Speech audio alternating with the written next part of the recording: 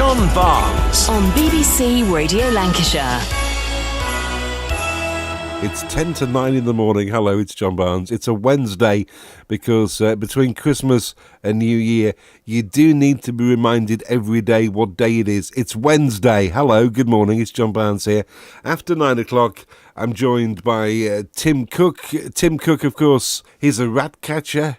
He's the star of Chonkin Feckle, my favourite ukulele bass band. Tim will be with us after 9 o'clock, and we will be talking newspapers. What's going on in the world today? We'll take a look at the papers with Tim after 9 o'clock this morning, and probably a few rat-catching tips as well. That'll be good. So that's coming up with me and Tim between 9 and 10 this morning. REM. I was just saying to Tim Cook, hello Tim Cook, you can say hello. Good morning, John. Tim Cook is here to do the papers with me this morning. Can you believe that is from 1991? I know, we're all creeping on, aren't we now? That is just ridiculous. REM, Losing My Religion. The album was out of time when I was a young man back in 1991, Tim. Yeah? Hard to believe, I know. But I remember I had that on cassette. Yeah. And it just used to bang out. And used to be burning rubber. It used to bang out to the old Mini.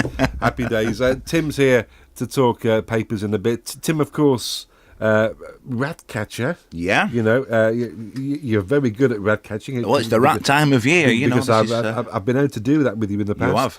And of course also from the Northwest Premier Ukulele Band. Thank you very much. Chonkin Feckle. We'll be talking, though, not about rats, not about ukuleles. We'll talk about the papers in a bit. Yeah. What was the link between Coronation Street and BBC Radio Children's Hour? If you know, give us a call, 01254 583 583. So, Tim Cook is with me this morning. Good morning, John. As we say, Tim is one of the northwest of England's top rat catchers. And Tim has taken me out rat catching in the past on the canal in Wigan, which was terribly exciting. You know, and we saw a big one that day. And Tim is also the star of Chonkin Feckle, the Northwest's premier ukulele thank you very band. much. I'm sure other ukulele bands are available They are. in the region. And Tim, thank you for coming round my place last week just to have a look at some of the little scratchings I've been getting. Yeah. Not rats, I must say. Definitely not. No. Not rats. Not the big fellas. Not the big fellas, no. But we've sorted that out. If they're not paying rent, they can go. That's it. They can go. They can head off. Yes. They can do one, can't they? Next door. Yes, absolutely.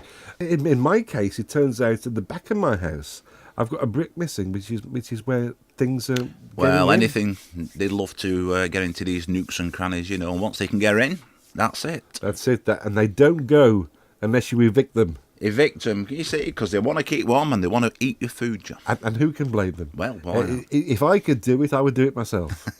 Right. So Tim's here to look at the papers this morning. Tim, what's going on? Well, we'll start off. I remember coming in this time last year and... has it been so long ago? It has, you know. And I remember the talking point last year was the amount of celebrity obituaries. Yes. And we'd sadly lost George Michael on Christmas Day last year. But we lost an awful lot of people in 2016, a lot of really, really big names. We did, and it seemed to be every week or every other week we was like, not another one. You know, and 2017 has taken its toll. I mean, Sir Bruce, you know, we lost Sir Brucey this year. Coronation Street's Liz Dawn. You know, recently, Keith Chegwin, you know, Rodney Bewes, David Cassidy, and Robert Hardy, who I grew up watching on All Creatures Great and Small. Oh, yes, and I guess this year's, in some respects, they aren't quite as high profile as last year's celebrity deaths, which were just huge. But, you know, there were so many people who were big on TV when TV started in the 60s and 70s who are now coming to that time, sadly, when they are going to pass away. I mean, rock music kind of started in the mid-50s. Yeah. And it's that time now where a lot of these people are getting to that age. So it's not really unexpected, It's is it? not. And we always seem to be surprised when it does happen. Yeah. You know, but it's still a shock. I mean, David Bowie last year was the first big one. And you know, and then from there on in. But alas, you know, we are mere mortals. So, right, another one who's calling foul are all these people who's bought rancid turkeys From Tesco's. Rancid. I can't believe that they've sold rancid turkeys. Yeah, well, apparently so. They have. It's in the papers. It's in black and white. It's been a few papers, and some of these birds cost up to £59. Really? And the customers have saying that they were rotten, rancid, and some tasted of bleach. Of all things. So Tesco said they are going to be getting in touch with each customer so they can investigate. Good. So there is something going on, but I mean, you do all that preparation for your Christmas lunch, and then what did you have for Christmas dinner, Tim, this year?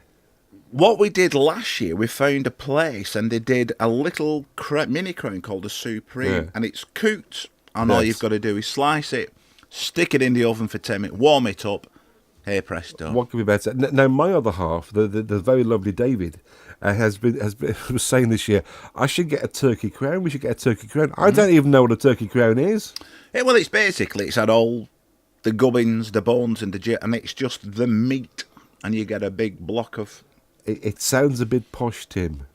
Well, it sounds a bit posh for me. You can get whatever size you want. So if you want a small, like I say, mine was was just enough, and then you can get your big one. So what's it crowned with? What's it crowned with? What's it crowned with? I don't know if it's crowned with anything. Oh, well, there we go. So that's a turkey crown. Maybe we'll try one next year. Maybe we'll go a bit up market. Why not? Which could with be the pigs in blankets. Oh, we had pigs in blankets. You can't miss your pigs in blankets, can you? It's Tim Cook is with me, and we're taking a look at the papers. We'll do more after the news at 9:30.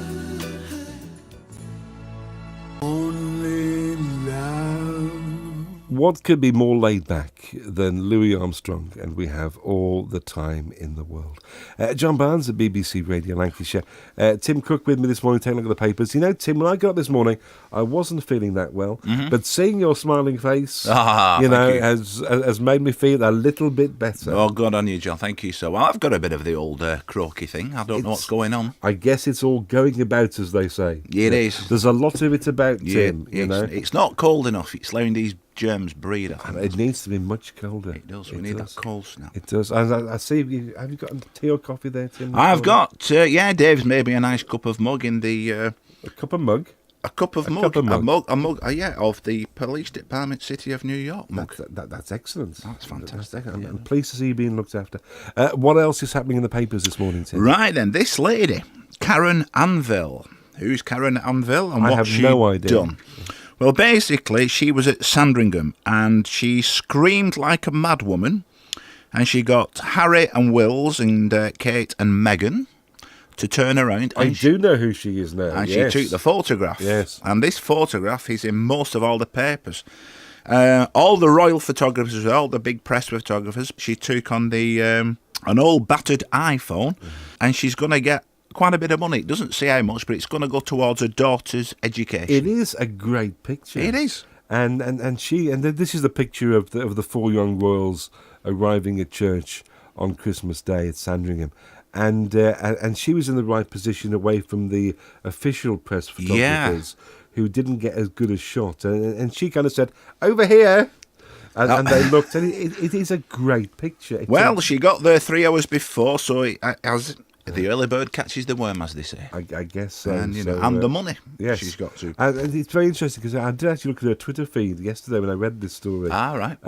And people say, "Can we use the picture?" And she's saying, "Yes." And then people saying, No, you need to ask for money. And it's a great picture. That picture will set her up for life. It should do. Yeah.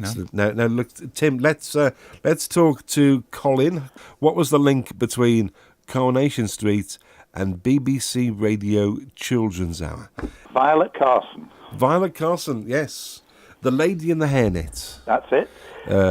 Yes. Ina Sharples. Yes, she used to play the piano with another lady, and I can't remember, it's either Mabel or Muriel, I can't remember. Mabel and Muriel both sound like names from BBC Radio Children's Hour. That's right. Well, I'm a child of the wartime, and I can't believe that. Yes, my sister and I used to listen to the Children's Hour avidly every day. I've got another child of the wartime here, Tim Cook, who's doing the papers with me this morning. But You know, I can't believe you've been around so long, Tim. It's I know. fantastic.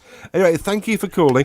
Yes, it was Violet Carson. Violet Carson. Do you remember Violet Carson? I do, and I remember she was a good singer in her time as well. She was one of these who, before the chart, she was... There were a lot of these people in the early days of the soaps who were known for doing that kind of stuff. Noel Gordon on Crossroads, she was a singer before. Betty Driver. And Rita.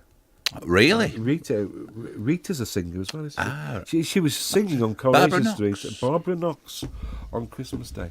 We'll do more papers in a bit, Tim. You stay there. Okay, sir. John Barnes at BBC Radio Lancashire. Tim Cook's with me. We're looking at the papers. We'll do more papers in a bit. Tim, can I just say to you, it's Wednesday. Yay! It's Wednesday because it's that weird week between Christmas and New Year when no one really knows what day it is. I'm glad you've told me because I hadn't a clue what day it was. It's Wednesday, Thank Tim. you. I'm pleased to be of help to you this morning. You take my self-control. Tim Cook, you've taken my self-control this morning. Goodness me, can I be back? I need to even know I did it. What's in the papers? Oh, what are the same old stories, bit more before really? I throw you out. Yeah, okay. Right, it says here, and we are in, what paper is this? This is the Times. It says, millions of Christmas Day viewers switch to Netflix. And, you know, I can understand it. Well...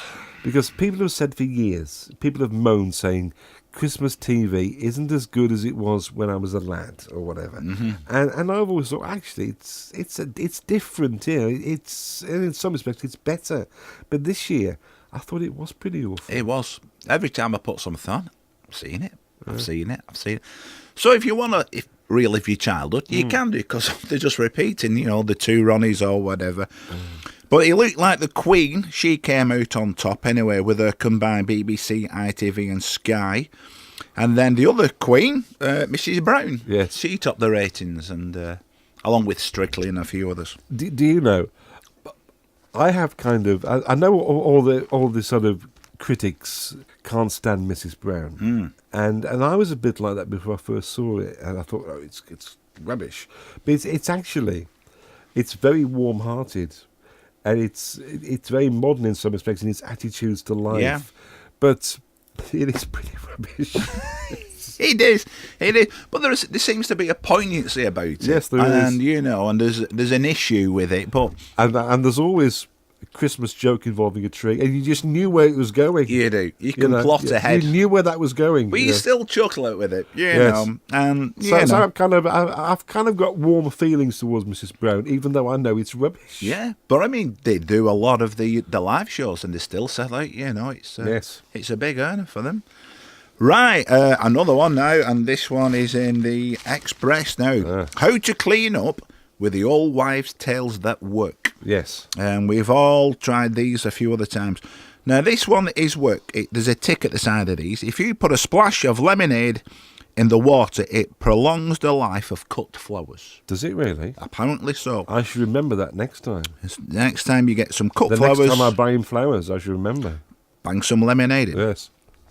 Candle wax that drip on fabric can be removed by covering with brown paper and then ironing with a warm iron. Can we go over this one again? Candle wax that drips onto fabric. Yes. They can be removed by covering with brown paper. Yes.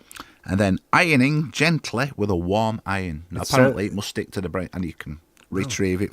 I actually may light a candle when I get back, just to try that out. Just to try it out. Put it over the nice sofa. Yes. I know where you go. Go and buy some brown paper from the market on the way. And putting shaving foam on a mirror stops it steaming. I've tried that in the past and it does work.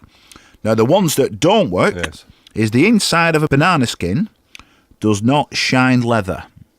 It just leaves a greasy mark. Yes, I imagine it does, actually. Yes. And dry tea bags do not deodorize smelly shoes. Who finds these things out? Do not bother putting vinegar on a chopping board when cutting onions to stop you crying. It does not work. It doesn't work. So it doesn't work. Do you have any particular tips like that, Tim, that you could give us this morning before you disappear? I don't basically. No, I shall be trying those though later on. Yes. Yeah. So Tim, we're heading towards New Year. How will you be spending New Year this time? New Year, and I think it's going to... It's Wednesday, Tim. It's Wednesday. It's I'm 4 just days planning to New ahead. Year. And we've no... Chonky Feckle's no work till the 13th of January, so I think it will be a quiet night in and watch up on some of these repeats that they're putting on television, I think. What could be better? And drink some of the Christmas booze, you know. Tim, thank you so much. Cheers, John. Thanks for being for with me. us this morning. Happy New Year. Happy New Year to you too. I'm sure we'll do this again at some point. At some point over the next year, on some random bank holiday. Oh, I hope as so. we head through the year. Tim Cook there with the papers this morning. John Barnes on BBC Radio Lancashire.